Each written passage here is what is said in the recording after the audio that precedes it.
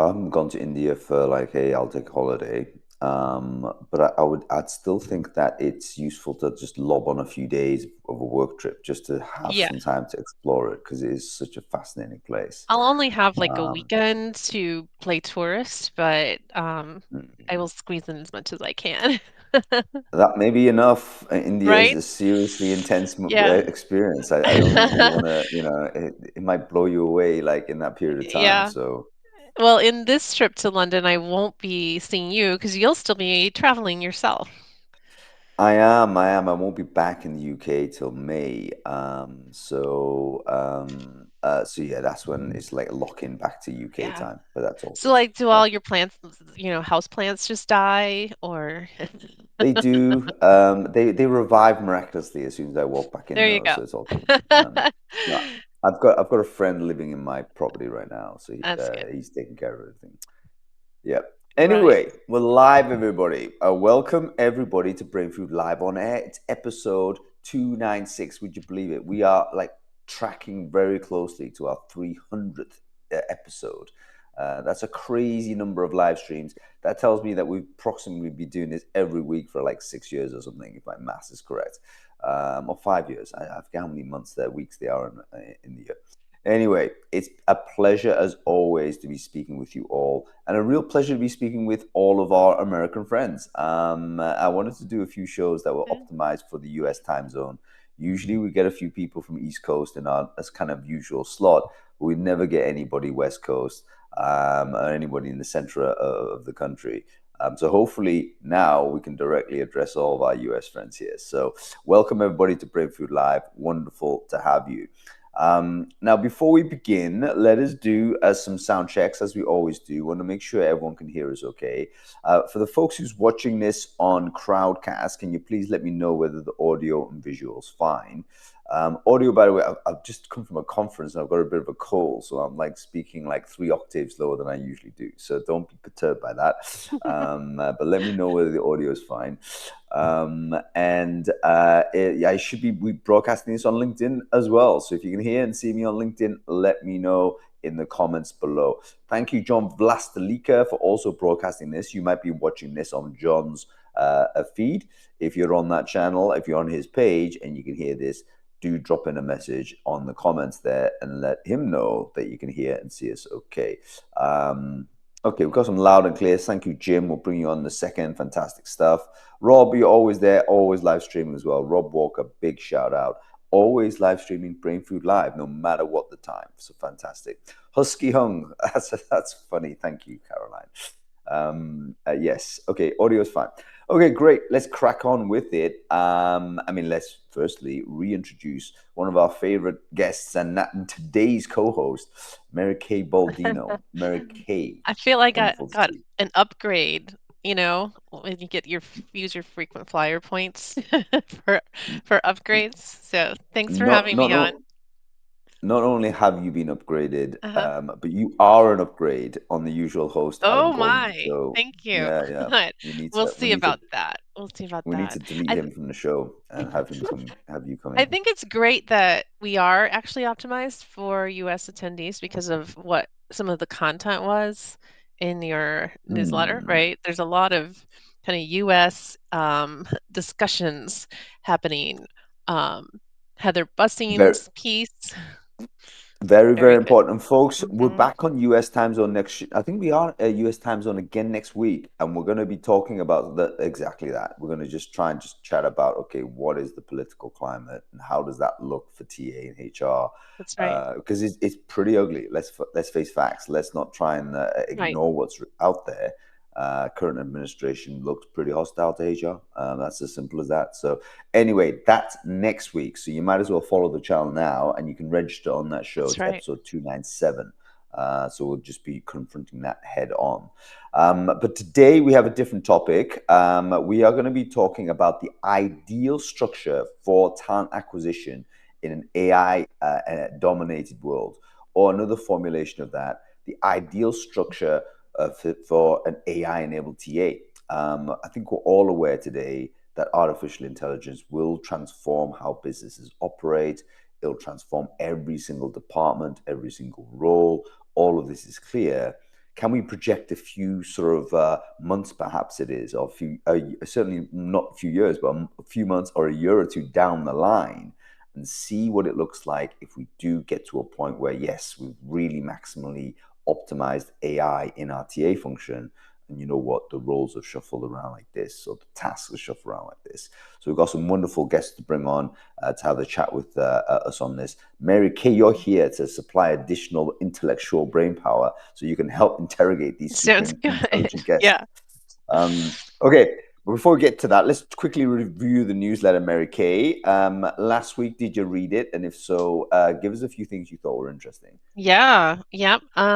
Always read it. Always tell people that they need to be reading it.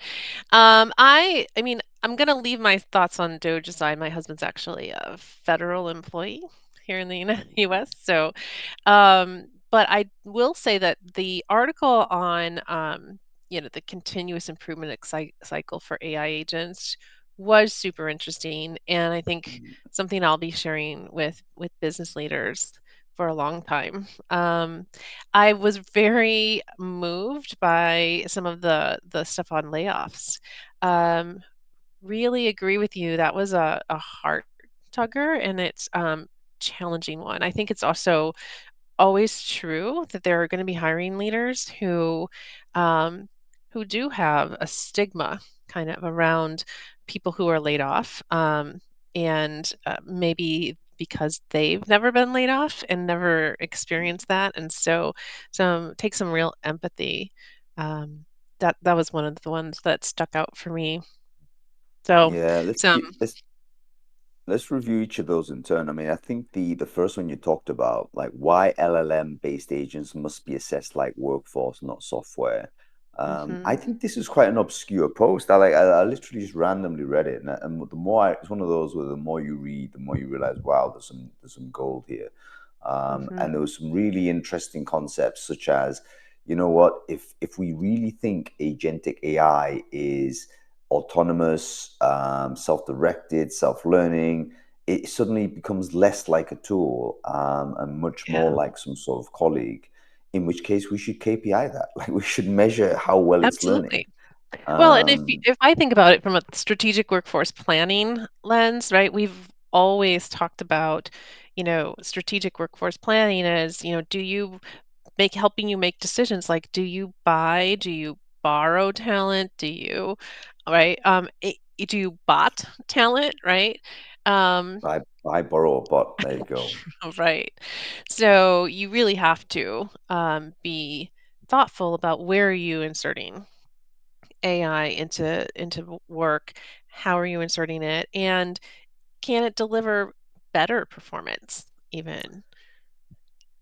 Right, right. Like we Right. talk about Yeah. AI enablement, I think we're all committed to do it, but Yeah, how do we know it's better than AI, so human only, and that's how right. much is it better than human only? And do we know it's the right number? How do we actually do all of that? So our entire performance management is going to transform because, when you're managing currently managing a team of humans only, that's fantastic. 12 months down the line is a humans plus an agentic sort of workforce component. Hmm. How do we measure all of that? Yeah. Yeah. Very interesting. So, and So super relevant to the conversation today. So had to point that article out. absolutely. I've just shared it in the link in the chat stream. I do recommend you read it. It's quite a long essay, but I think very accessible to everyone who's even non-technical. So give that a shot. And the second topic on sort of being laid off, I thought it was really quite profound. So to give you a bit of context, this was written by a software engineer in Germany, I think. And he mentioned about the psychological trauma of being laid off and kind of the sense of betrayal that he felt because not only was he rated a high performer, but he was also like had very recently been considered to be one of the best people in the business, Right. and he was laid off because he was working in a function that was closed down. So strategic redirection Yeah, that happens, but it he posed a does. really interesting question, such as like he's not getting laid off because of bad performance. He's getting laid off for something he had no decision on, such as a Yeah. strategic direction he didn't contribute to. He was just an operator. Mhm. He could have been working on a different project if the CEO decided to move on. And he was basically asking the question, shouldn't the person who sort of put him in a situation in a project that was later canned be the person that gets laid off because he's proven to be good resource? Answer no, he's out. And the unfortunate kind of conclusions he made was that actually you have to withdraw your enthusiasm a little bit for your next employer because ultimately it doesn't help you when you're performing well. He almost said it was irrelevant to Mm. your sustainability in the job or your resiliency in the job. I thought that was a sad conclusion, but hard to challenge him on his recent experience. I think it is a little sad. I guess I've also always advised people from a career perspective to always have their own sort of personal board of directors, treat their career like it's a business, no matter whether they're actually working for themselves or not. And so there's a little bit of me where it's like, you also need to have more enthusiasm for your own career and more ownership over your own career than you do for your employer. I think loyalty to a company comes after loyalty to your own development um, in the long run. I I think think that's wisdom right there. But there is a contradiction in, how we like to recruit. When we recruit people, oh, we say, "Oh, we 100%. want someone who's 100% locked in," Mhm. and yet actually you can't be 100% locked in if you're really looking after your own career path, which you should. So yeah, we have quite right, Steve. Pets are more loyal than companies. So Yes, unless they're cats. I mean, dogs yeah, maybe. yeah. Yeah. I think cats basically they're organizing how sort of the They world like their works. Let's, favorite let's say people, that. but, That's right. it's okay, Steve, I have a cat. Henry's sitting right behind me on his cat bed. That's lovely. We have to bring Henry on at some point. But anyway, let's get on with the show, Mary Kay. Yes. AI enabled sort of ideal structure of an AI enabled world. What do you think AI does for the structure of TA? So, if you Mhm. can just imagine prior to the existence of artificial intelligence in the mainstream, which, by the way, is about only 2 and a bit years old, so it's within Yeah, like recent memory. yeah. When you were putting together a TA team, what does that look like then, and what does it look like now? If you had the same situation to assemble a team, what would be the main Mhm. differences? Well, I mean, I think, prior to AI, it was more about what can we do with RPA tools, and what can we offshore? So we were looking at ways to um, move some of the administrative work, either if we couldn't automate it, could we move it to a lower cost location, right? Sometimes the decision was, can I outsource this to an RPO at a reasonable cost? So taking some of the work to screen resumes or to schedule interviews, things like that, and outsourcing them. So lots of things that preceded AI. I think the general trend, though, that I've seen throughout my career has been about recruiting jobs becoming more and more and more about how smart are recruiters at using the technology that's available. And I think that'll always be true, including in the next generations of AI. Yeah. Um, the people who do the best are the ones who are curious and they learn and they adopt the things that are coming out and they play around and experiment with it early usually. And that was true when applicant tracking systems first came out, right? It was true when the internet came out. I remember the first time I had to ask if I could have an email account. This was really early in my career, but not everybody in the company had email when Right. the internet was Right. first came out, right? So it was just you know, the jobs become more about how do you orchestrate the work and build relationship with people, and which is I think what most recruiters are really best at, especially the relationship building, and less about, how many words a minute can you type, and are your data entry skills accurate, things like that. Yeah, there will be a transformation of the sorts of things that were important, like a reshuffling Hmm. of the skills that we recruited for. Yes. Data entry, once upon a time, was a useful skill for recruiters. Yes. Um, and that I would say maybe within that window where it was very early internet, and your ability to update the database sort of effectively, Yeah, and update manual upload one candidate at a time, that wasn't a priority skill for recruiters, but if you're really good at it, you'd be very that's good right. at retrieving those candidates in future. So your sourcing would improve. Obviously, that's irrelevant today, as Uh-huh. just a skill set or a characteristic.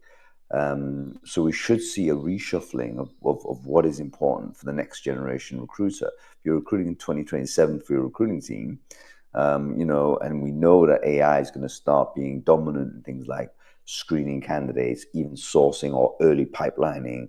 Then maybe some of those, Boolean searching skills, those candidate sourcing skills Hmm. will kind of trend down as something we care about.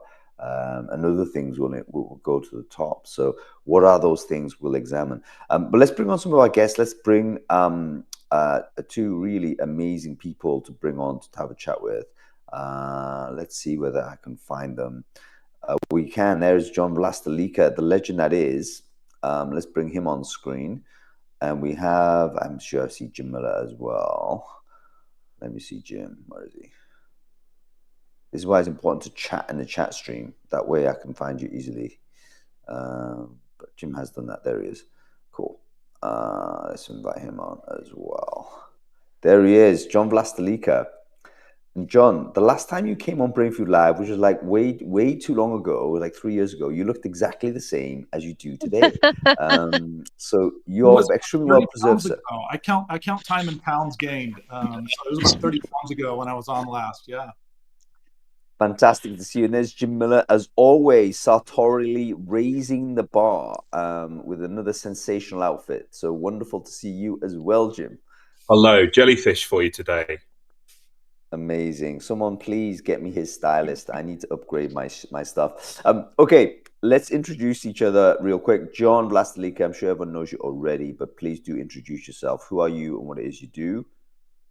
Sure. I'm a former TA leader turned consultant for over 15 years. I've been leading a consulting and training firm called Recruiting Toolbox, and we've worked with 350 companies in 20 countries, LinkedIn, Google, Amazon, Siemens, SAP, Adidas, those kinds of companies hire us mostly to train recruiters to be talent advisors, train TA leaders to be more effective at engaging execs, and define company hiring bars, and then train interviewers. So that's most of our business. And I was a practitioner for years. I met Mary Kay Baldino. We were just talking. I don't know if that's the first time I met you, but I think so.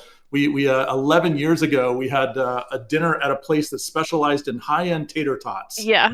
um, which They was in were really good. I don't know if you know what a tater tot is, but that little, chopped up potato formed in it. But these were like $11 each tater tots or something at a place. So we were joking about that. But I haven't seen you in a long time. So good to see you. Good to see you.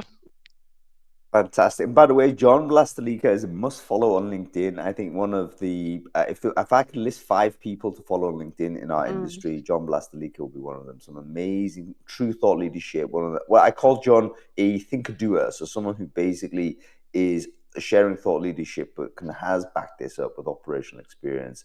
And today, with his consultancy, still close proximity with that operational experience. Thank you. Your career will get better if you follow John on LinkedIn. Okay, and we have Jim Miller here as well, another legend in the industry. Again, someone needs no introduction, but go ahead and introduce yourself, Jim. Who are you? What it is you do? Thanks, Hung. I lead the people and talent function at Ashby. We make an ATS. I think we're sponsoring today, right? That's us. Yes, you are. We forgot to mention that. Thank you, Ashby. Woo. Prior to Ashby, I led TA at Full Story, where I was an Ashby customer, and then I was at Google for 15 years. Started off in London, finished up in the US, and I was on the design team with GHire, Google's in-house ATS, back in 2011. It still looks a bit like what I drew on the whiteboard on the very first day, apparently. Yeah, so long time in the kind of people, TA, technology, process space, and continuing that now.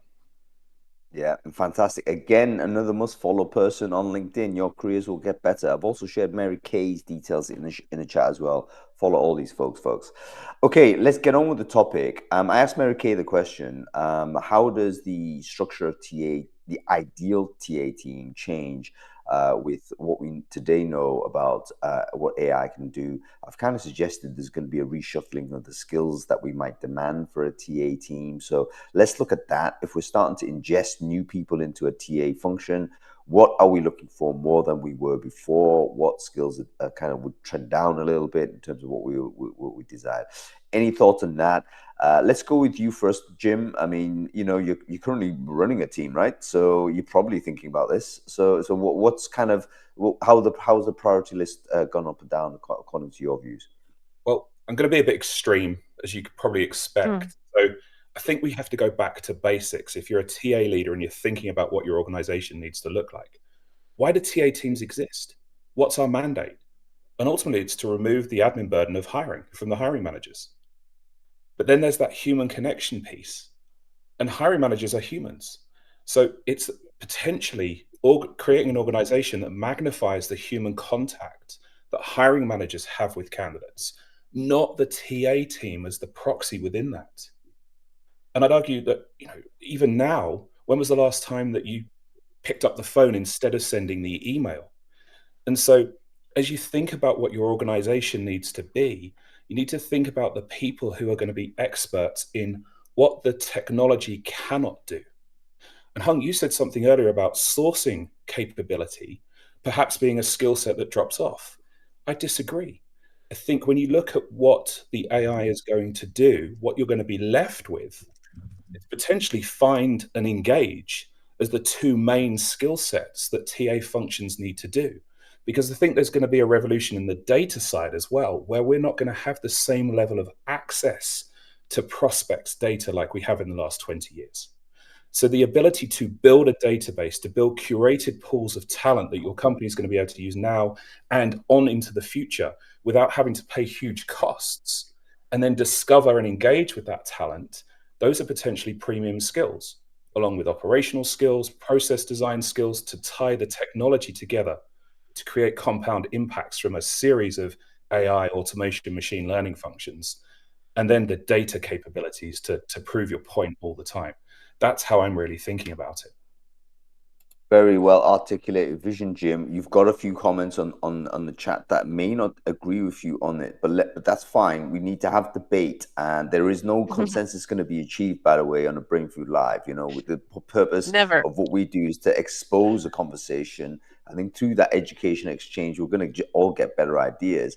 But from what you said, I think it is quite profound. You're saying that over the last 20 years, we've had candidates here, hiring managers here, and kind of a TA in between. So we've kind of stepped forward as a function to interview, screen candidates, and then small shortlist to the hiring manager. You're saying actually in future, no, we want to kind of drop the TA out of that sequence, support a wider structure which allows more direct hiring manager interface with the best candidates. That doesn't mean throwing hiring managers into the coalface looking at thousands of candidates, but using AI to screen down those candidates, choosing the right tools to do that, and creating the experience such that HMs have a sort of low, a low noise, high signal experience speaking to candidates. That's how I understand what you're saying. I'm not saying we want to. I'm saying that's where it's going to go. All of the emails that keep you busy today are going to go to automation within the next 2 years. All of them. So what's going to happen is one of two things. And I mentioned it a previous time I was on, and Adam followed up with me about it. But at some point, someone is going to sell some shiny AI thing to your CFO, and they're going to come through and say, we can replace your entire department now. You, as a TA function, needs to tell the story of how AI is going to work for your organization, and it's going to impact the bottom line. And that's the key piece of this, the cost savings. And Mary Kay was talking about it earlier with outsourcing and so on. It's that smart use of technology, to quote Mary Kay there, and how you string that together and the story that you tell to your organization so that they feel comfortable they can scale the most effective way with the minimum amount of burn. Yeah. Yeah, really interesting. John, I've got to bring you in there. You're nodding away, kind of looking wise. And I'm thinking, okay, John's going to either contradict Jim spectacularly here or endorse him spectacularly. What are your views on this? How do you think AI is going to change structure of TA, particularly the kind of skills we're looking for? Maybe, again, speculate on the structure, the relationship with HMs and stuff like this. I like something Jim just said, and I say this a lot. If you are what I would call a transactional recruiter, your days are numbered. If the primary way you're engaging with candidates and hiring managers is emails and texts, things that AI can do pretty well and will only get better and faster at, I think your days are numbered. So I think I've been pushing this talent advisor narrative for pretty much my whole career, but I really think that the recruiter of the future will be much more a guide and less tactically operationally involved in doing the kind of things that frankly AI can do better and faster. And by the way, the AI we have today is the worst and most expensive AI we will ever have. Like it will only be better in a year or 2 years or 3 years. And so it's easy to extrapolate and see super recruiters, much fewer recruiters, but super recruiters that are leveraging AI. The big thing I wanted to share on kind of the impact on the AI org is I wrote about this a little over a year ago, that I think we're going to see some pretty extreme segmentation in how we think about organizing our teams and the kind of talent we bring in. And I think it's going to be based really on 3 factors. I think you're going to look at how well defined is the role, because the more defined it is, the easier it is to pass it off to AI to do all the work. You're going to look at how attractive you are as an employer. So, do you have a lot of inbound? Do you have to do a lot of outbound to get the talent you need? And then you're going to look at candidate preferences. Are candidates comfortable interacting with a chatbot? Candidates need to talk to a real person. If I'm relocating my family to the United States from the UK right now, I want to have a long conversation with a real person, right? If I am the 1,000th person hired this month by Federal Express to be a package handler in a warehouse in the town I work in, I would prefer to just have the McDonald's kiosk experience where I can just go through stuff as fast as possible and get a contingent offer in 10 minutes. So I think segmentation is going to be the future. And one of the things that I talk about and write about is I actually think we have gone so overboard on costs and efficiency as our primary focus, which I think is a huge mistake. And Gartner released a cool graphic. A woman named Jamie Cohn created it and shared it on LinkedIn. And I'll see if I can find it at some point in a break. But it showed this terrible vicious cycle of you're asked to cut costs, so you cut costs. You cut costs, now you deliver less value. Now the business doesn't see you valuable, so you're asked to cut costs, and they RPO, they AI you, they outsource you, and you just have this terrible vicious cycle going. And I'm very concerned about us not having a narrative, as Jim said. I think we have to be leading a lot more around what kind of roles should be actually inefficient by design. It should be inefficient because I'm picking up the phone and I'm calling Jim and I'm having a conversation about his ridiculous shirt as part of building a relationship with him. And we're getting into it and we're forming a relationship. And that is so expensive to actually schedule and find a time when we can talk and to have an hour and a half conversation and talk about all the concerns he has about making a move because he already works at a great company. And that is not how AI is being sold. AI is being sold as this productivity and efficiency thing. And I am here for it. This is the first time in my 30 years in TA we're getting something better than just a less shitty ATS, because that's what I feel like we've been getting and fed for the last 20 years. And so I'm excited. I am thrilled about the AI productivity enhancements. I'm really excited about the future, but that future is going to have some stuff that's heavily automated and then some stuff that's going to be old school. And I mean old school. Like, you ready for this? Like bringing people back to interview and having like real conversations. I mean, that is the most inefficient thing I can imagine in a world of Zoom and AI right now. But we are going to see some of that for certain jobs. And so I think those 3 factors are going to really drive a lot of how we think about justifying the size and makeup of our T org and the actual way we align resources to different roles or different parts of the business. Does that make sense? And then I'm over here picking up the phone and calling Jim, telling him his shirt is awesome. Right? But It is awesome. because then I'm a spraying better it at on. competing with John. But no, I love that very much, John, and I think that it fits with something I talk about a lot, which is looking at your recruiting cost ratio, and are you actually under investing in TA? You can skinny that cost down to the point where you are choking off any innovation, any creativity, and any flexibility, right? And I'll say this, I'll add to that. I speak to execs. We do focus groups for all of our custom training work, and we're often talking to the CFO, the CTO, the head of sales, head of HR. We're talking to senior leaders, and there is no question there are some companies that are very cost cutting focused, even if the economy's good. But I gotta say, like, quality is the number one thing the business wants. It's quality. And so I see this disconnect happen all the time when we teach our influencing workshops for TA leaders, where it's like, hi, I'm John from TA. I'm here to save you time. I'm here to be more efficient. Look at how time to fill is accelerated. And the business is like, nice. That's kind of get your own house in order kind of stuff. What I want to talk about is how we get better senior, more quality talent in so I can more effectively deliver to my customers, or hit my revenue targets or ship my product. That's what they care about. And this obsession we've had with time to fill and cost in my career is making me crazy, because it doesn't line up with what I hear the business has been asking for years. But it peaked after COVID, when we hired too many people and everything was speed and go, and now they're living with, well, they've been living for a couple of years with the consequences of overhiring and putting people in jobs they weren't ready for, and all the craziness, right? So I'm actually think it's a pretty amazing time for TA.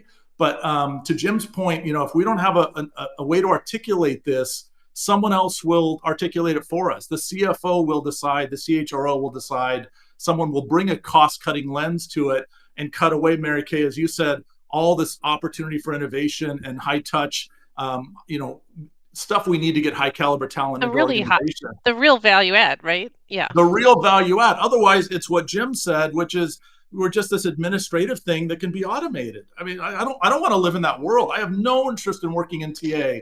If that's the future of TA, is we're just going to be managing administrative bots. Like, that sounds awful to me. Back to basics. All right, Sorry, Jim, let me just recap this. I thought the really amazing monologue, John. This is a really, and thank you for being so emotionally committed to it. I think we do need this as well. We need to get in there. Folks, the message here is that, yes, cost efficiency has been the message. Do more with less has been the mantra last 2 years for every head of function in every business. We get it. However, we've got to be very careful that that's not the only story we tell. And in fact, we've got to be careful that that's not the only narrative, so it becomes like a hegemonic narrative. And that's the only thing we're talking about the business about. We have to lean back to the other things that are super important, and the quality of hire, improving the density of the real talent that we have in the business that makes the difference. That is got to be the predominant and prevailing message that we kind of re-inject back into the narrative. Because if we don't, there's a risk that we will get swept away. And as I forget whether it was Mary Kay that said this, or maybe Jim, but it's one of those things that is never ending. There's never going to be a moment where the CEO is going to say, great, you've been productive, you've increased your efficiency, fantastic, that's good enough. No, next year is going to get more efficient. Next year is going to do more cost cutting. So that never ends. We have to have another story to tell. Jim, sorry to interrupt, man. You're about to say something. There's a common theme that we've heard here. I think three of us have said about back to basics. If we think about how recruiting used to be done at the most optimal time before technology, we had it down. There were the processes that were so tight when it was all about the people doing the work, and the output was quality. That was always the focus. And then software came in and brought in these metrics that John's raging about. So let's think about how AI can then take us back to that point, because you can now design your platforms and the processes that live within the automation to enable you to work in that same way, but without brute forcing it. That's the vision that you need to be putting together if you're the TA leader. You have to focus on a platform where you get that compound impact of AI, machine learning, and automation with the true definitions. put in series together, and then the human beings around that, not so many, but around that, really producing that high quality output that changes your company's future, because that's ultimately the point. And the AI and the technology comes in to take the cost piece away for you. Downstream from that, you're fantastic. But if you're sitting there with a legacy product and you're putting agentic AI on top of it, that's lipstick on a pig. And then if you're putting together the Franken tech stack and you're actually exposing the hiring managers to it, and they've got a context switch between all these systems, that's not going to survive this age. That's the CFO sale coming in. Sorry, that's all gone. We're putting this piece of technology in. Get it back to focus on quality, and then put together the platform that can support that culturally defining hiring process for your company. That's where you'll win, and you'll put the team around you to produce the outcomes from that support your business and make them truly successful with the people you hire. Can we talk about where the human sort of exists in this? Peter Hinson talks about the human premium, and I've just literally stolen that term and don't credit Peter enough. But I think it's a really I think valuable term. Like, where do we find the human premium in all of this thing? Like, what is it about the human to human connection that is better than an AI to human connection? What is the context of that? Can we visualize what this is, and then can we expand that type of work? We talk about, the human needs to stay in the loop, or everyone needs the human touch. But what is that like in terms of behaviors and activities that a recruiter currently does? Any of you have any sort of views as to when a human needs to be in that sort of scenario? So, any thoughts, Jim? Going back to the beginning, get on the phone. That's the sourcing skills. It's actually the capability to find the people where there's no information about them. Back to building that database, that curated pool. Because if we can't access, you think LinkedIn Recruiter is expensive now. Imagine what it's going to be when the AI companies are coming in to buy that data to then resell it. LinkedIn doesn't need to sell to us anymore. Hopefully I'm not giving them ideas. But then it's going to be back to the Rolodex. Getting on the phone, networking, the capability to take human to human connection and identify the right talent for a role. That's where we're going to win. That's just one example of those skills from back before software that are going to become more important these days. Let me intercede there. Firstly, I love the idea that there are candidates out there that have either scrubbed their data on the internet, or they're not putting the information out there because historically they never have done. True sourcing skills has always been the ability to ID these folks. AI, by the way, will be able to generate you loads of candidates, and they may not be those special individuals that are going to make the competitive advantage compared to you. Everyone, for instance, will have access to probably comparable levels of AI sourcing capability, I would say. So where is the competitive advantage? Competitive advantage has to be when you're interacting with people that are kind of off the digital space. Either they've locked it down, or they understand that they don't want their data to be processed that way. Now, by the way, if you're looking at me and thinking, no one does this, actually, that's not true.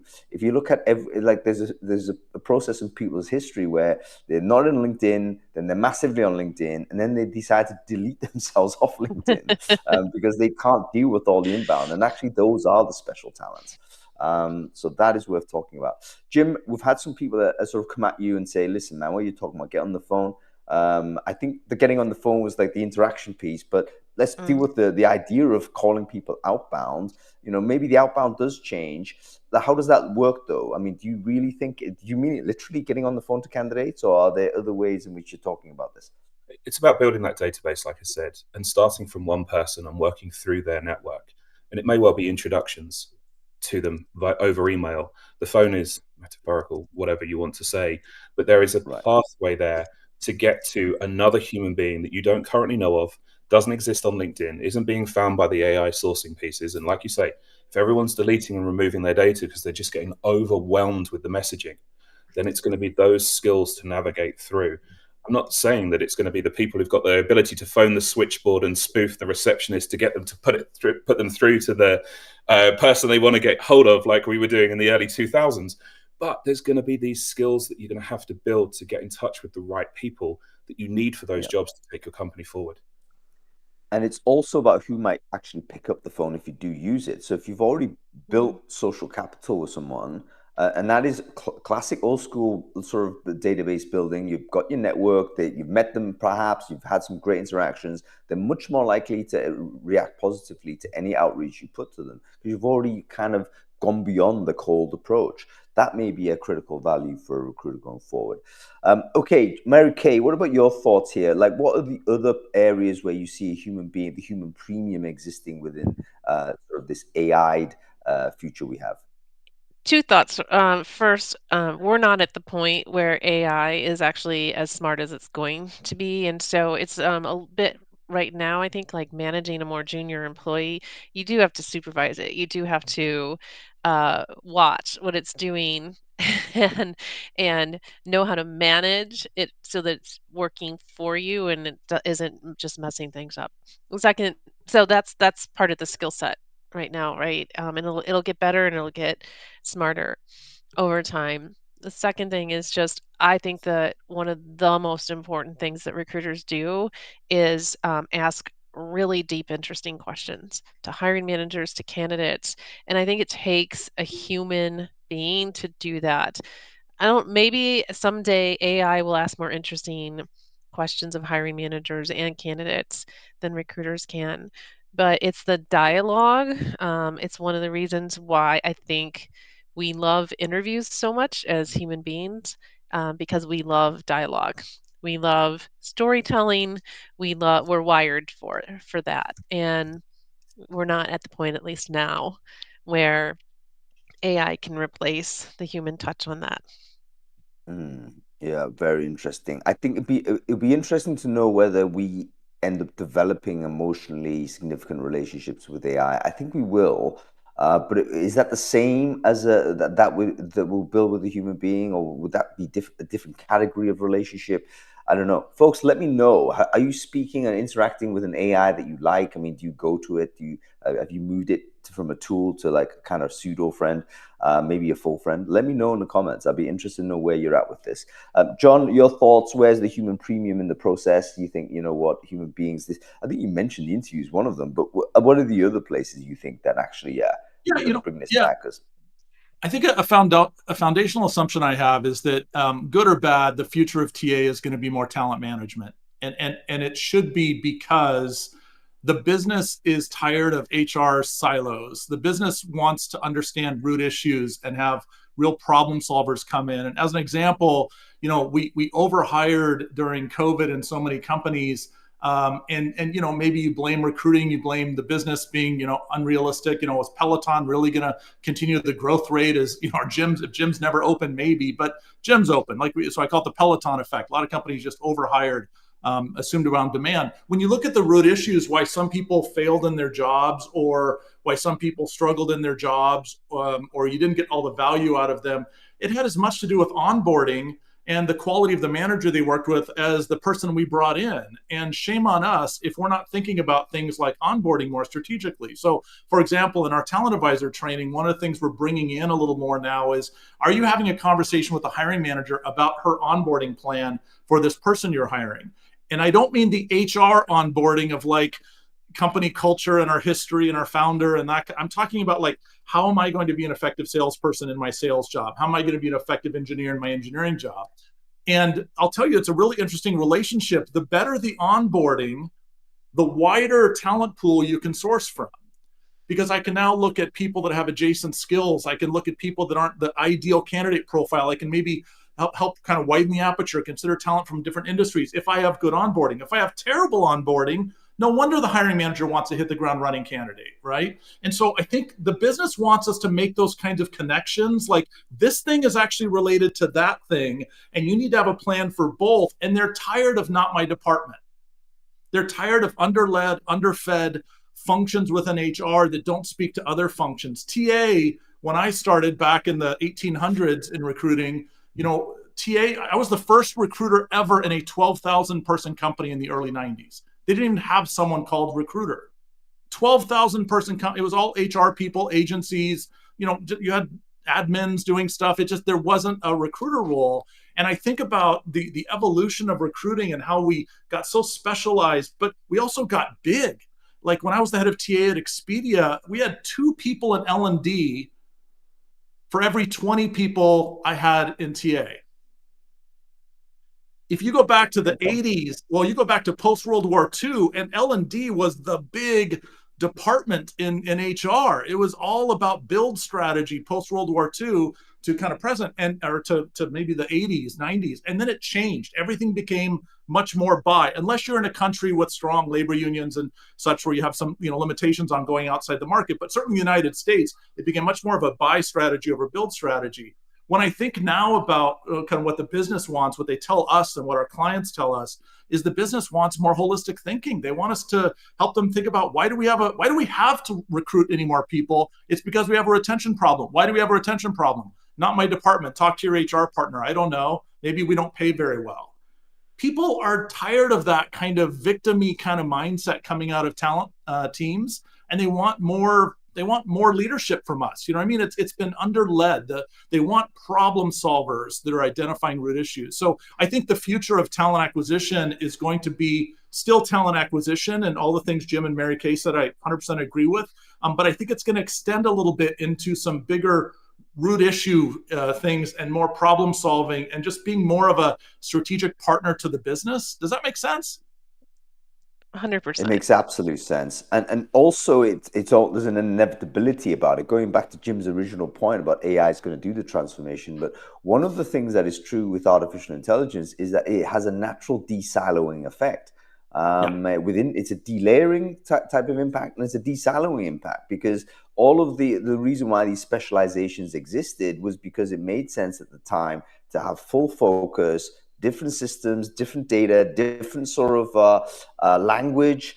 Data wasn't able to move from one system to the other. Therefore, you got even more specialized over time. But guess what? One thing AI can do is basically move information from one system to another and make it make sense. So there is an inherent de-siloing effect. So TA, TM, that comes together into something else, I guess.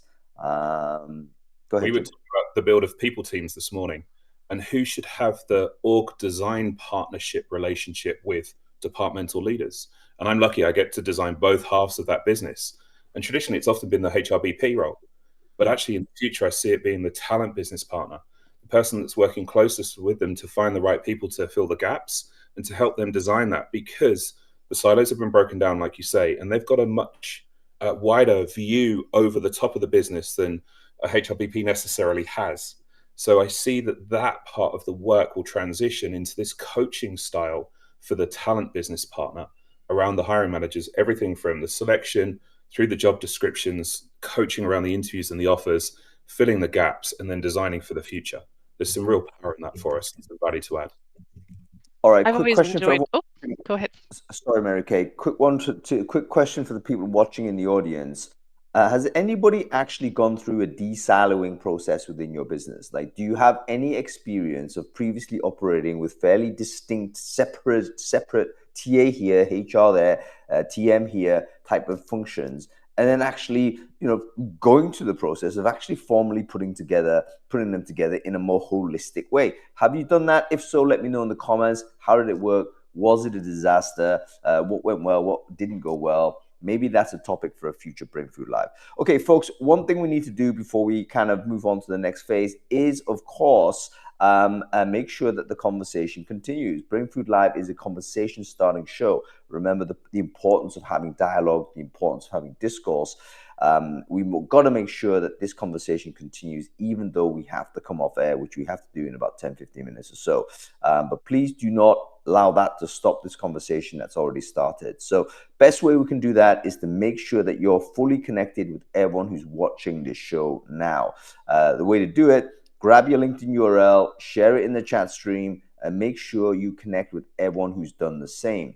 If you're watching this on any of the LinkedIn live streams, go ahead and do the same. Grab your LinkedIn URL, put it in the comment thread, wherever you're watching it, and then connect with everyone who you see doing the same. Worst case scenario, you're going to walk away with an improved network of people that care about this topic. Go ahead and have conversations with those folks offline or online in a different place. Make sure you continue to grow your network and keep the conversation flowing. Okay, let's, Mary Kay, I interrupted you, so why don't you go ahead and say what you're about to say. No, that's okay. And I see a lot of people dropping their links, so that's awesome. What I was going to say was just that the whole idea of job design really should be put together with talent acquisition. TA is in a much better position most of the time to advise the business on how they should design work effectively, how they should assess for that work effectively, even sometimes, giving them better intelligence around how, competitors are managing that work, measuring that work, etc. So I think the de-siloing, one of the natural places to start with that is around job design. This is extremely interesting. Job design, by the way, let's bring the AI back in, but it seems to me that's a triangulation in the near future. Job design previously sequential. It was like, oh, let's figure it out, market research, just draw a document and have that signed off, like pretty much a linear sequence. But in future, surely it's going to be, let's say, a dialogue with the hiring manager, dialogue with AI supporting a conversation with a recruiter, HR manager, and AI together, auto-generate from the conversation notes that you've made, map that against what you've already got and say, okay, does this make sense? And then generate a few options that say, hey, here's what a job looks like. What do you reckon? I mean, is that something that happens today? Well, it seems to me we're fairly close to it. We've got note takers. We've got things that summarize information. And yeah, it's that conversation may be the thing that helps get the good information notarized, so to say. One thing I think has always been a bugbear for everyone is job design. When it's given to hiring managers, it's usually been a copy paste. Let's face it, people have gone on the internet, typed in the job title, and just dragged in a few options that they found there, and just replace all text on the branding, and there you go. And recruiters trying to do the same probably did very similarly. So yeah, we need that triaging. Okay, by the way, folks, you got any questions for our back panelists, please use the question feature on the right-hand side of the screen. We're going to go to those in a moment. There should be a function there, you can go to it. So ask questions there. Let's go to a final round robin, though, before we hit the questions.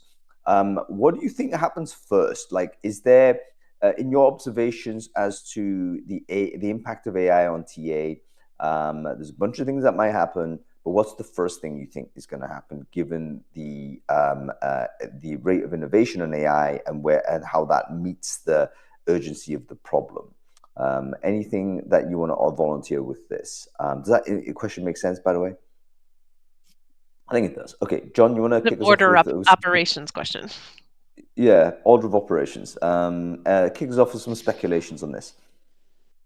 Yeah, I mean, I'll share something that's already happening, which is, companies that are working with well-defined roles, kind of using those three criteria: well-defined roles, where candidates are happy to engage with a conversational AI bot, that are volume roles. They've already they're either moved to a tool or they are RFPing right now. Chipotle, which is the burrito place that's done really well as a company. Their CEO was on a very popular U.S. CNBC show with a guy named Jim Cramer, who does a lot of stock picks and stuff. Very popular show. And the CEO of this company was talking about the technology, and he was explaining to Jim Cramer about TA technology and how they were going to improve their business results by moving from time to fill, I don't remember the numbers, from 11 days to 3 days, and how just having coverage in stores equals better revenue, equals better profits, and reducing staffing as a constraint to growth and a constraint to all the kind of metrics that companies care about when looking at this. So I think we're going to see very soon employers and candidates leveraging conversational AI much more for any kind of hourly roles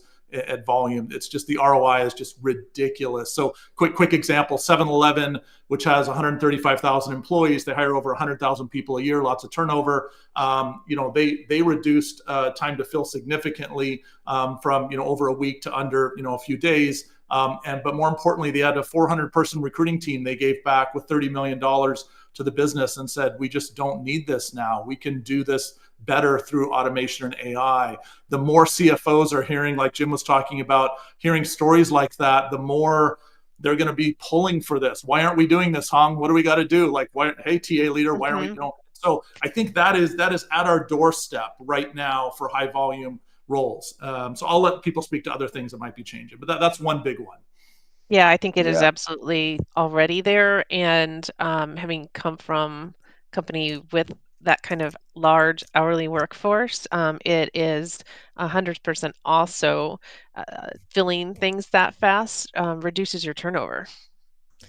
Being down a person for a shift for more than a 48-hour period has a direct correlation on the turnover of other people on that team. So yeah, very, very big financial impacts. From my side, very interesting. Go ahead, Jim. I see the order of operations being driven very much by legislation. So at the moment, the legislation really hasn't come through on the selective AI.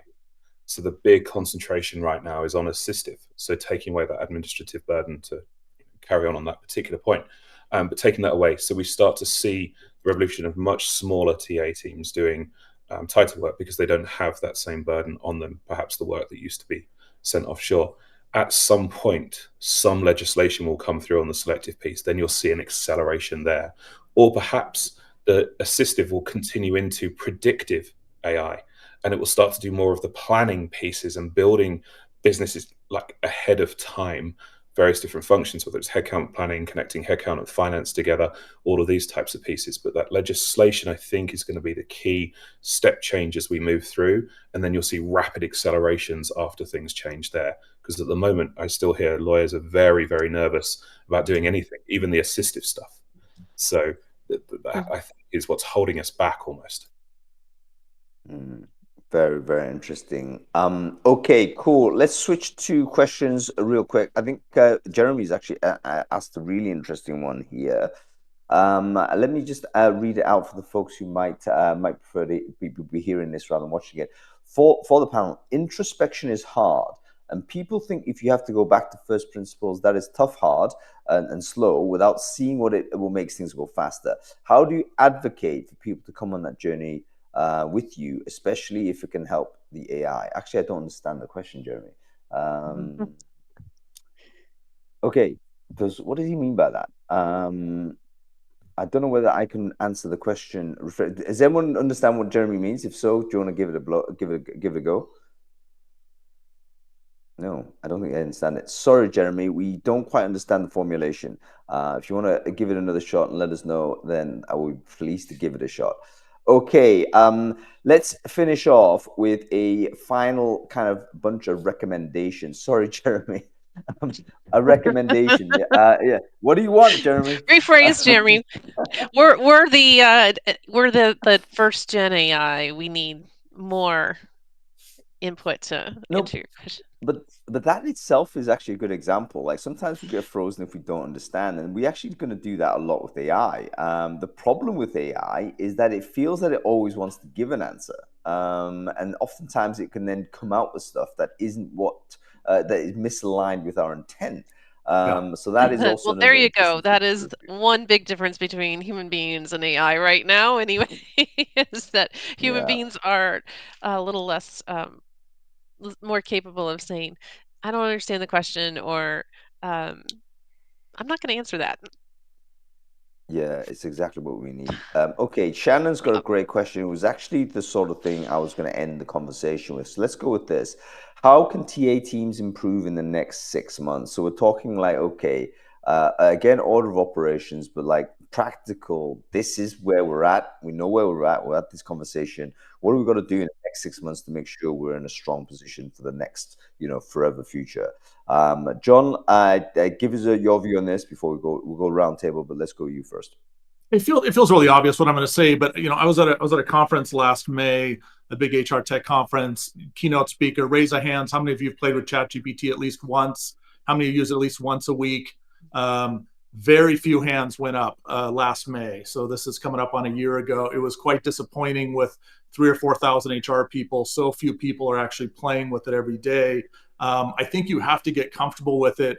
I also think that we need to get smarter about the implications of AI. And I just finished a great book by Yuval Harari, the author of Sapiens, called Nexus, Nexus. And if you're looking for a really interesting book that'll challenge some of your thinking through the lens of a historian, talking about the future questions of AI are really around philosophy and morality. And it's not just about the technology piece, but he talks about democracy and free speech and all kinds of interesting stuff. But it really got me thinking about agentic AI, Facebook's algorithms, the power that this concentration in capitalist countries, where these companies are going to have a lot of power. It's really interesting. And I think one of the things that I'm always pushing is not trying to push my point of view a little bit, but mostly trying to say, like, you need to have a point of view on this. Like, you need to be a leader and have a point of view on AI and the impact on TA and the impact on society. Also because you're working the talent space, and this is going to impact people's lives in a significant way. This is going to change a lot. And I want people to be more invested in this, and not just like, I got a demo of a cool sourcing tool, but like really think through, what is the impact this is going to have, not just on me, what is the impact this is going to have on candidates, on employers, on the size of the labor force and the accessibility and the build versus buy and all the things we've been talking about. Like, do this kind of stuff, participate in these kinds of conversations so you can start to have a point of view. Yeah, you got to join the public discourse, folks. Even though it may be tough treading, you got to do it. Don't sit there in silence, because you will need your voice, basically. Jim, your thoughts next 6 months? Like, what can TA do to improve stuff? I think you should start writing that document. What's your opinion? What's your stance? Get it written now. Start framing it. Start building it out, because you're going to need that resource into the future, and you're going to have to be proactive. Because if you're reactive in the moment, saying why the strategy that's being pushed at you is the wrong one, and you haven't already written the document that states your perspective, then you're going to be behind the 8 ball straight away there. So get it written down, decide what your strategy is for the company you work for currently, and then own that moving forward. Yeah, very good. Have some sort of centralizing force internally, so you know how to steady yourself here and drive action. Mary Kay, what's your final view on this? What's the next 6 months? I mean, you're running a team yourself, so give us some ideas to what you're putting into place here. If you're a TA leader and you don't have a roadmap about how you're going to adopt AI, how you're going to use it, what you're going to use it for, make that your top priority. You need to have a roadmap on paper that you can start socializing. You've got a lot of stakeholders who are going to either be enthusiastic adopters or going to throw roadblocks. You need to be out there talking with your business leaders, your finance partners, your HR business partners, your own team, but get people rallied around a vision. And the best way to do that is write your bad first draft.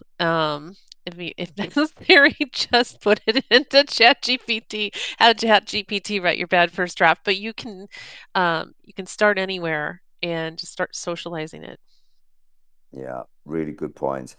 Okay, folks, what a fantastic show. We've got to end it there. We're running over time. So let me take a moment to thank everyone who's watched the show, and thank the folks who've come on to share our amazing insights.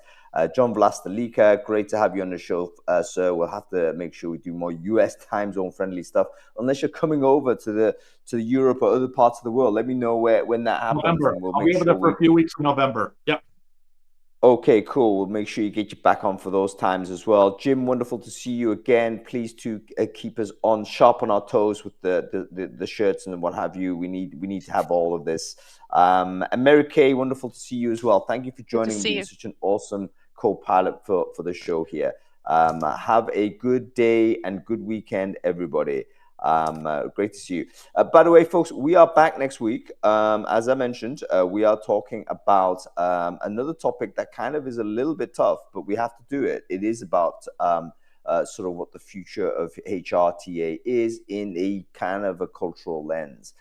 We have to talk about Doge. We have to talk about how actions are being taken in the United States, particularly, and how we can help TA leaders and HR leaders navigate that. So we've got some smart people with employment law experience, some TA leaders in there as well, and some people that debate the issue. Make sure you sign up for that. Again, I think it's US time zone friendly.